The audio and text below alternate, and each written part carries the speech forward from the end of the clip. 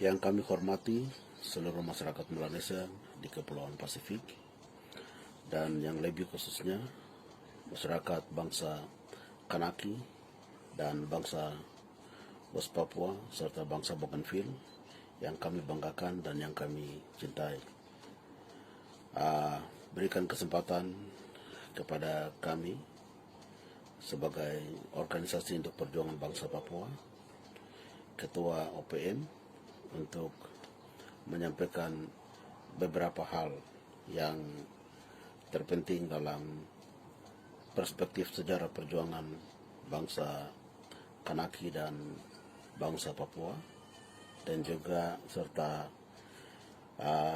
dukungan moral bangsa Papua kepada proses referendum bagi bangsa Kanaki, dan juga serta pesan-pesan politik menjelang proses referendum kedua bagi bangsa Kanaki oleh bangsa Papua. Yang pertama, kami sekalian menyadari bahwa dalam rumpun Melanesian di Kepulauan Pasifik ada 3 bangsa, 3 wilayah yang saat ini sedang berjuang untuk menentukan nasibnya sendiri dan berjuang untuk pengakuan kemerdekaan dan kedaulatan bagi wilayah bangsanya masing-masing. Yang pertama adalah perjuangan bangsa Kanaki dan perjuangan bangsa Papua serta perjuangan bangsa Bougainville. Pada kesempatan ini kami akan mencoba membahas 2 bangsa yang terpenting dalam proses menjelang proses referendum dan juga menjelang proses penolakan otonomi khusus dan beberapa retorika politik yang terjadi bagi kedua bangsa ini. Kita sekalian menyadari bahwa proses perjuangan bangsa Kanaki adalah sebuah bangsa di dalam rumah Melanesia yang memiliki umur yang begitu panjang. Perjuangan bangsa Kanaki telah dimulai pada 24 September 1853 hingga saat ini 2020, yaitu sekitar 167 tahun rakyat Kanaki berjuang untuk menentukan nasibnya sendiri dari kolonial Prancis, dan juga bangsa Papua yang telah dimulai sejak 1 Desember 1960 sampai dengan detik ini, 59 sampai 60 tahun lamanya perjuangan bangsa Papua. Bougainville telah berjuang dan setelah 34 tahun Bougainville telah memenangkan referendum secara absolut dengan jumlah sekitar 89,7% memilih untuk merdeka dari pemerintah Papua Nugini. Kami melihat bahwa perjuangan bangsa Kanaki dan bangsa Papua masih berada dalam sebuah proses penentuan di mana bangsa Kanaki telah berjuang sejak 1853 tahun, umur perjuangan sekitar 167 tahun, dan bangsa Kanaki telah menuju kepada mendaftarkan diri kembali kepada dekolonisasi Perserikatan Bangsa-Bangsa secara resmi dalam C24 pada tahun 1986. Itu bangsa Kanaki telah terdaftar secara resmi di UN C24 Decolonization. Kemudian ada sebuah proses terpenting yang terjadi setelah bangsa Kanaki terdaftar sebagai dekolonisasi, yaitu yang disebut dengan Matingo Accord. Matingo Accord itu terjadi pada 1987 88 setelah proses revolusi dan perang terjadi antara bangsa Kanaki untuk menolak proses pemilihan presiden bagi negara kolonial Prancis, dan seluruh rakyat Kanaki menolak proses pemilihan presiden itu, memboikot proses pemilihan presiden itu. Dalam proses pemboikotan pada rakyat Kanaki terhadap pemilihan presiden dari France, yaitu di sebuah kepulauan di Kanaki yang disebut dengan Pulau Uvea. Pulau Uvea itu salah satu pulau di mana rakyat Kanaki secara solid dan konsisten, secara radikal, mereka menyandra semua imigran atau masyarakat dari Prancis dengan tuntutan untuk harus merdeka.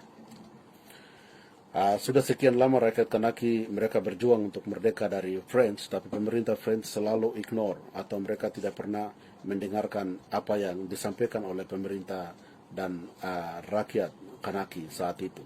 Dan setelah proses penyandrahan itu terjadi terhadap rakyat dan juga beberapa orang-orang penting Prancis terjadi di Uvea, dalam proses penolakan atau boikot presiden itu, terjadi sebuah proses negosiasi yang pertama oleh pemerintah Prancis dan juga rakyat Kanaki, pemimpin-pemimpin Kanaki. Saat itu ada ketiga pemimpin penting yang memimpin perjuangan Kanaki sejak 1853, yaitu Jemery Cibahu dan juga Elua Masoro dan Atai.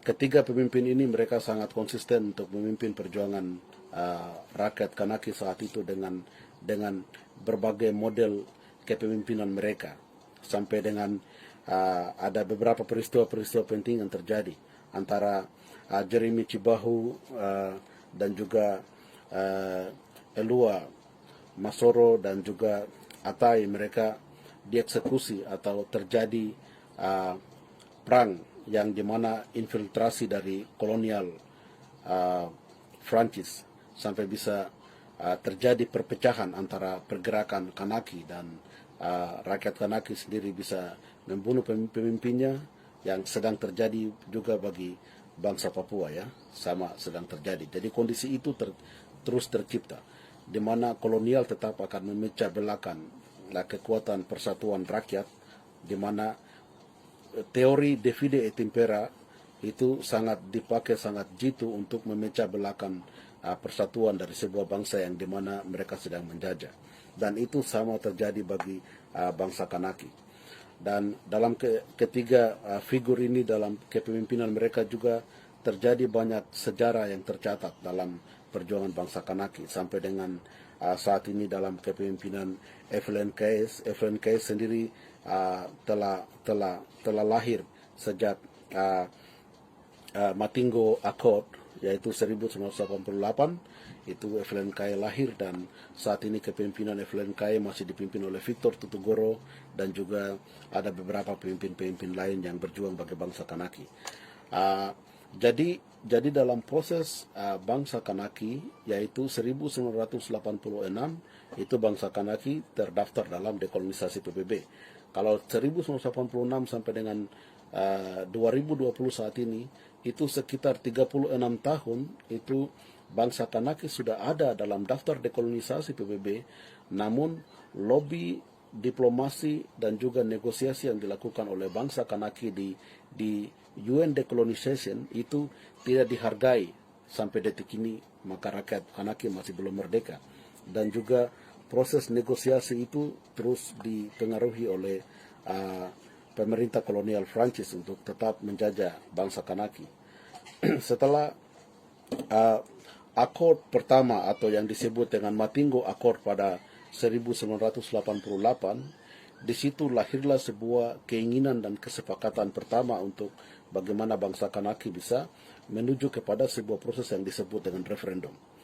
Jadi proses referendum itu lahir bagi bangsa Kanaki pada Matingo Accord atau kesepakatan Matingo yang terjadi pada 1988. Kesepakatan itu diperkuat secara kebijakan kolonial di Kanaki dalam kesepakatan kedua yang disebut dengan Naumea Accord. Naumea Accord itu terjadi pada tahun 1998.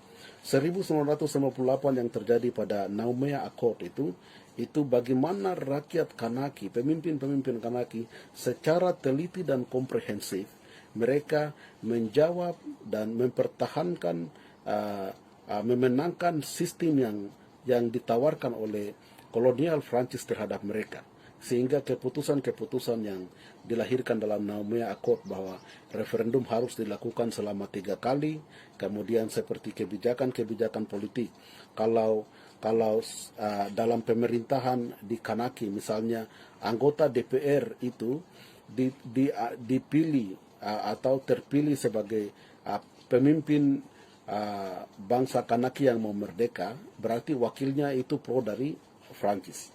Atau kalau pro dari Prancis yang memimpin sebagai ketua parlemen di Kanaki, maka wakilnya itu nanti yang pro merdeka untuk Kanaki. Jadi sistem-sistem yang terjadi dalam otonomi khusus diberlakukan bagi bangsa Kanaki mulai dari 1998 sejak terjadi Naumea Accord itu dikawal secara baik oleh politisi-politisi, oleh pemimpin-pemimpin perjuangan bangsa Kanaki atau FLNKS yang sekarang ini sedang mereka jalankan. Jadi mereka sangat cermat untuk bermain politik di tingkatan lokal, di tingkatan nasional, dan di tingkatan internasional. Itu berbeda dengan bangsa Papua saat ini. Contoh kecil bahwa ingat, dalam pemberlakuan otonomi khusus bagi bangsa Papua sejak 2001 sampai dengan 2021 besok, mulai 2020 ini kita sekarang semua rame-rame bicara soal revisi otonomi khusus, evaluasi otonomi khusus, dan bikin ini bikin itu. Jakarta memaksakan untuk harus bentuk pansus dari MRP, bentuk pansus dari DPRP, bentuk pansus di DPD Jakarta, perwakilan dari Papua, dan harus pergi tarik mereka dari Dewan Adat lah, pergi LMA lah, dan segala macam, dan mulai terjadi konflik. Itu sebuah kefatalan yang dimana terjadi dalam spesial otonomi khusus yang bagaimana elit politik Papua yang dipakai oleh NKRI, entah itu mulai dari DPRP, MRP, dari gubernur, tidak mampu, tidak jeli dalam membaca apa itu spesial otonomi. Apa itu otonomi khusus? Apa itu tawaran otonomi plus? Dan apa itu kebijakan-kebijakan yang terjadi dalam pemekaran, entah itu dari pemekaran camat, pemekaran kabupaten, pemekaran provinsi. Ini sistem kolonial yang ditawarkan oleh Jakarta kepada bangsa Papua, yang elit politik Papua, bahkan juga elit politik yang bicara Papua merdeka, ini tidak mengerti untuk menerjemahkan secara komprehensif terhadap undang-undang spesial otonomi itu. Maka itu ketika mereka bicara revisi, semua bingung. Bagaimana revisi dan evaluasi setelah 20 tahun? Jadi selama 20 tahun itu undang-undang itu berjalan seperti bagaimana, tidak pernah dibicarakan. Sangat berbeda dengan proses bagi bangsa Kanaki. Bangsa Kanaki dalam pemberlakuan otonomi khusus mulai dari Naumea Accord dari 1998 itu sampai dengan detik ini, atau mulai dari Matingo Accord dari 1988, itu mereka mengkawal para politisi Kanaki yang bicara untuk Kanaki merdeka, bahkan juga pemimpin-pemimpin perjuangan bangsa Kanaki. Mereka sangat teliti mengkawal itu sampai dengan mereka bisa berhasil menggiring kolonial untuk mencetak atau melahirkan undang-undang dalam Naumea Accord untuk melegalkan bahwa referendum bagi Naumea itu akan terjadi pada 3 kali. Jadi referendum pertama terjadi pada 2018 kemarin. Referendum kedua akan terjadi pada 4 Oktober 2020 bulan besok. Dan ingat bahwa referendum pertama bagi bangsa Kanaki itu yang memilih untuk Kanaki tetap dengan French itu 57%. Jadi 43% itu rakyat Kanaki meminta merdeka. Nah, rakyat Kanaki meminta merdeka dalam 43%, dan kami yakin bahwa referendum kedua ini dalam proses mulai dari 2018 sampai dengan 2020 ini, rakyat Kanaki, pemuda-pemuda Kanaki sudah ribuan pemuda-pemuda Kanaki sudah memiliki umur untuk memilih, mulai dari 17 sampai 18 tahun.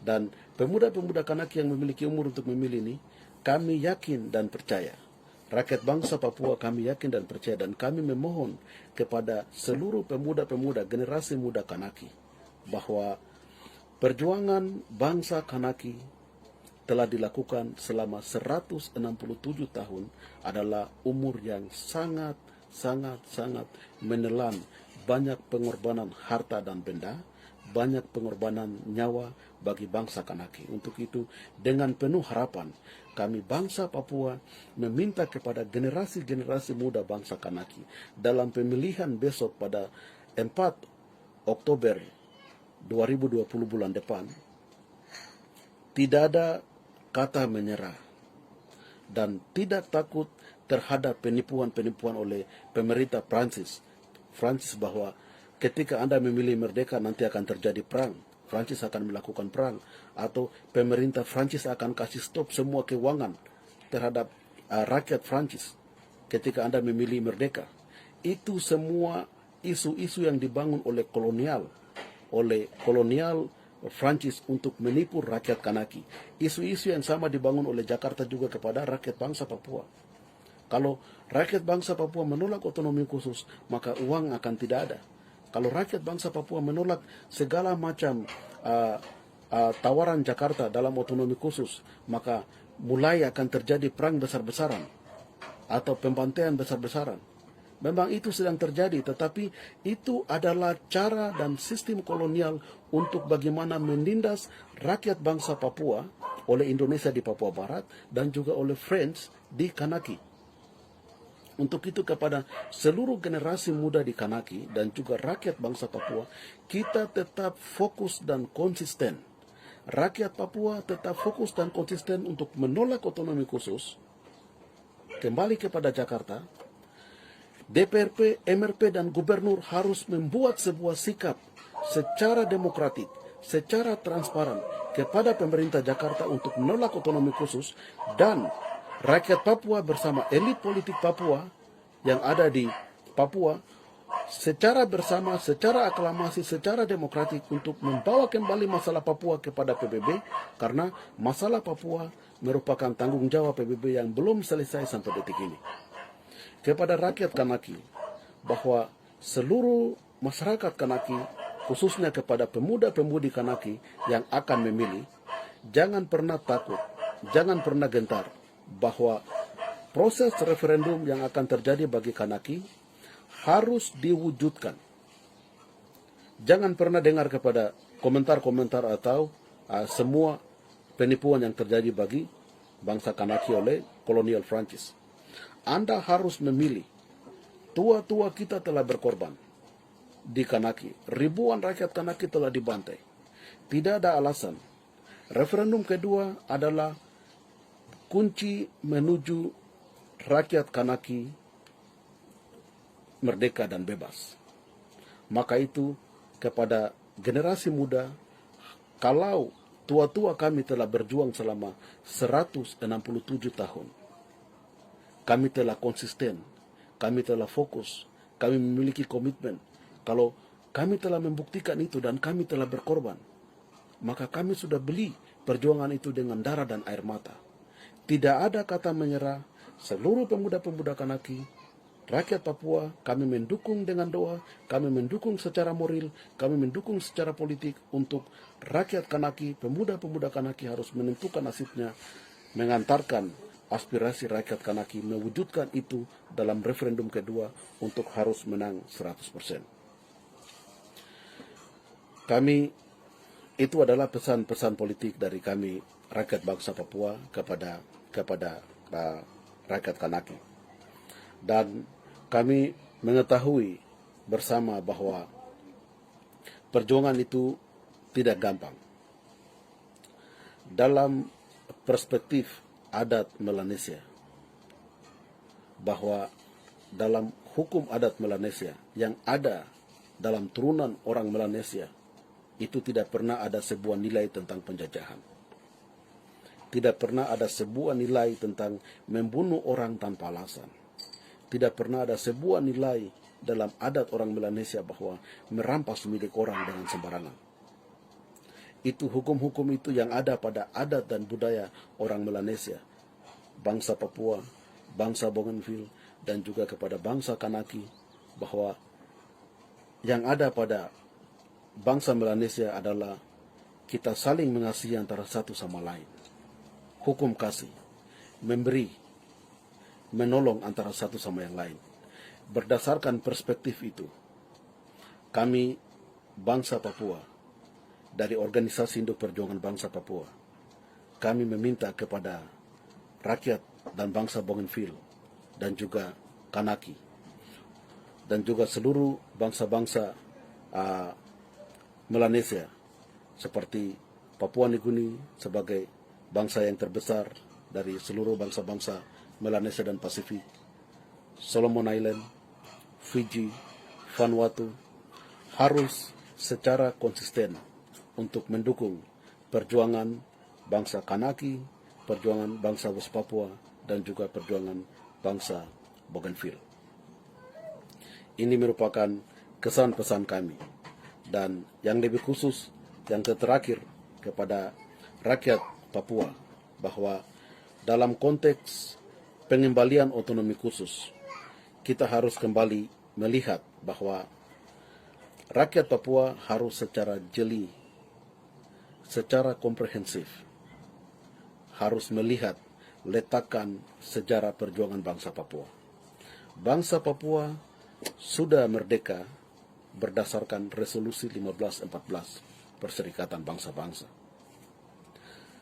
Resolusi itu dikeluarkan dan sudah disahkan secara resmi dalam Canberra Agreement pada 1947. Saat itu juga Papua Barat ditransfer sebagai sebuah wilayah tidak bernegara dalam sebuah sistem di PBB yang disebut dengan trusteeship atau komite perwalian. Papua Barat tidak berpemerintahan sampai berdasarkan Resolusi 1514 itu, pemerintah Belanda mendapatkan legitimasi dan membentuk sebuah embrio negara bangsa Papua pada 1 Desember 1961.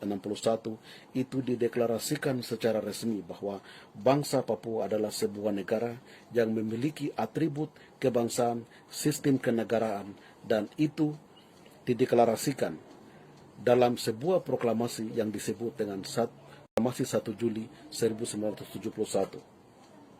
Itu adalah sebuah deklarasi dan proklamasi yang telah dicantumkan, yang akan berlaku satu kali dalam catatan sejarah perjuangan bangsa Papua. Tidak akan pernah ada 2-3 deklarasi dan proklamasi. Hanya ada satu embrio bangsa Papua, yaitu 1 Desember 61 dan satu deklarasi dan proklamasi kemerdekaan bangsa Papua, yaitu 1 Juli 71. Itu adalah dasar yang sudah kuat. Dasar ini harus diselesaikan dalam sebuah proses yang disebut dengan eksternal negosiasi. Indonesia takut duduk bersama bangsa Papua di PBB karena Indonesia tahu bahwa Indonesia tidak punya dasar hukum, tidak punya dasar politik, tidak punya dasar moral bersama bangsa Papua ketika duduk di PBB. Ketika duduk di PBB, Indonesia akan kalah mutlak di sana. Maka itu, mari rakyat bangsa Papua, kita tidak bisa menuntut referendum. Ingat baik, referendum bagi bangsa Papua, tuntutan referendum bagi bangsa Papua memiliki konsekuensi yang sangat buruk. Kami memberikan satu contoh kecil. Kami memberikan konsekuensi politik dan militer saja. Belum konsekuensi ekonomi, belum konsekuensi sosial, belum konsekuensi politik internasional. Konsekuensi militer. Kondisi yang akan terjadi ketika rakyat Papua meminta referendum. PBB dan Indonesia akan menggiring Indonesia kepada sebuah kesepakatan di mana untuk bangsa Papua, khususnya TPN OPM, untuk meletakkan senjata sebelum menuju ke referendum. Lihat contoh Bougainville, lihat contoh Timur Leste, lihat contoh Aceh. Dalam kesepakatan menuju referendum, Indonesia dan PBB akan menekan bangsa Papua untuk meletakkan senjata. Contoh Bougainville, waktu penandatanganan peace agreement atau kesepakatan damai di New Zealand, waktu Ismail pergi tanda tangan atas nama Bougainville Revolution Army. Karena Bougainville belum punya sejarah sama seperti bangsa Papua, pernah merdeka, maka Ismail berani dengan segala macam risiko bahwa rakyat Bougainville akan menangkan referendum. Maka Ismail menuju ke proses penandatanganan agreement peletakan senjata sebelum menuju kepada referendum.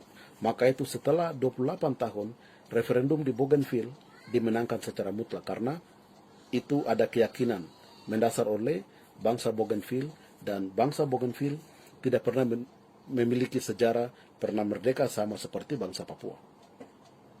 Tetapi dalam proses penandatanganan saat itu, Bougainville Revolutionary Army dinyatakan oleh pemerintah Papua Nugini dan Perserikatan Bangsa-Bangsa untuk meletakkan senjata. Dan saat itu PBB masuk ke Bougainville, tarik itu semua senjata-senjata, lempar semua ke dalam laut, kunci semua ke dalam kontainer, dan dikontrol mati oleh Perserikatan Bangsa-Bangsa supaya Bougainville tidak boleh melakukan kejahatan senjata di Papua Nugini. Itu betul-betul terbukti. Selama hampir 22 tahun, Bougainville setelah melakukan penandatanganan peace agreement di New Zealand, belum pernah terjadi kejahatan senjata dengan Papua Nugini sampai dengan terjadi referendum dan sampai dengan pemilihan Presiden Ismail Torama telah menjadi presiden dalam pemerintahan bangsa Bougainville. Kalau hal ini terjadi bagi bangsa Papua, ingat, Indonesia dan Perserikatan Bangsa-Bangsa dari perspektif militer, mereka akan menekan untuk Tentara Pembebasan Nasional Papua Merdeka, Papua Barat untuk meletakkan senjata. Anda ingat, senjata yang kami miliki, logistik yang dimiliki oleh organisasi Papua Merdeka dan Tentara Pembebasan Nasional Papua Barat adalah senjata dan logistik yang dibeli dengan darah dan nyawa pasukan TPNPB. Sekali lagi, semua peralatan logistik yang dimiliki sebagai aset-aset bangsa Papua yang sekarang ini sedang dipegang oleh Tentara Pembebasan Nasional Papua Barat adalah aset perjuangan bangsa Papua yang telah dibeli dengan darah dan air mata rakyat Papua. Kalau salah satu elit politik yang ingin mengantarkan rakyat Papua menuju kepada referendum, kalau kondisi ini tercipta dan PBB serta Indonesia